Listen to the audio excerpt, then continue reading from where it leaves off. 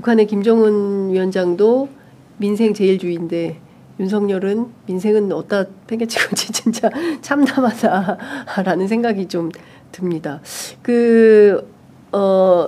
트럼프가 이제 곧 트럼프 내각이 출범을 하게 되는데요. 바이든 행정부는 사실상 이제 막을 내리는 것이고요. 트럼프는 어떤 태도로 나올 거라고 보십니까? 특히 이제 윤석열 대통령의 계엄과 이 부분에 대해서 미국 민주당하고 똑같은 스탠스를 취할지 아니면 좀 별도의 관점으로 볼지 어떻게 보십니까?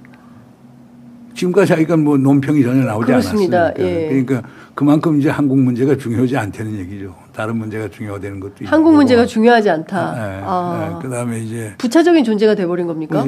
제가 볼 땐 그렇게 그러니까 트럼프 2기의 외교안보 아젠다에서 아마 우선순위가 상당히 낮을 걸로 저는 평가합니다. 예. 두 번째로는 트럼프의 특징이 있어요. 트럼프는 강한 지도자를 좋아해요. 푸틴, 김정은, 네. 시진핑. 이번 12.3 계엄 사태로 윤석열 대통령은 아주 약한 그리고 가치가 없는 대통령이 돼버렸죠. 아마 트럼프 스타일로는 그런 대통령은 얘기 안 하려고 그럴 거예요. 왜냐하면 트럼프의 접근법이 거래주의 접근이기 때문에 강한 대통령하고 얘기했을 땐 딜이 되잖아요. 얻을 게 있잖아요. 약한 대통령. 그러니까 소위 헌법적으로 입지가 상당히 어려운 대통령하고는 안 하려고 그럴 거예요. 그리고 세 번째로는 윤석열 대통령이 바이든 행정부에 너무 투자를 많이 했어요. 배팅을 크게 했어요.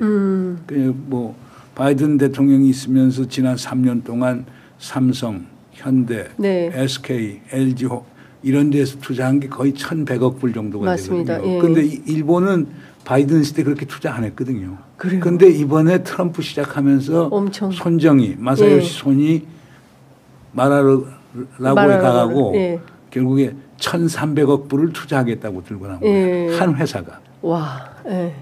그러니까 트럼프 입장에서는 결국에 우리 윤석열 정부가 바이든에 크게 배팅을 했고 지금 트럼프 행정부엔 배팅할 게 별로 없다고 보네요. 그러니까 그렇게 본다면은 뭐 트럼프 입장은 기본적으로 거래주의 시각에서 보니까 저 지도자하고 만나서 내가 얻을 수 있는 게 뭔가 이걸 볼 텐데 아마 지금 윤석열 대통령 한편은 얻을 게 별로 없다고 보기 때문에 신경을 별로 안 쓸 것 아닌가 생각이 트럼프 듭니다. 입장에서 윤석열은 끝났다. 뭐 별로 고려 대상이 아니다. 이렇게 판단할 가능성이 높다. 그 가능성이 크다고 봅니다. 근데 저희들이 취재해 보면 용산 일각에서는 아니다. 그러니까 그 트럼프가 오히려 기사회생의 기회가 될 수 있다. 트럼프 체제가 들어서면 오히려 환영하고 할 거다. 그건 난 오산이라고 봅니다. 그러니까 기본적으로 제가 강조하지만 트럼프의 통치 철학은 결국 거래주의예요. 거래주의 핵심이라고 하는 건 딜메이킹이에요. 딜메이킹이라는 건 트럼프가 손해보는 장사는 안 하겠다는 거예요. 그러면 그 다른 지도자가 트럼프에게 공유할 수 있는 게 있어야 돼요.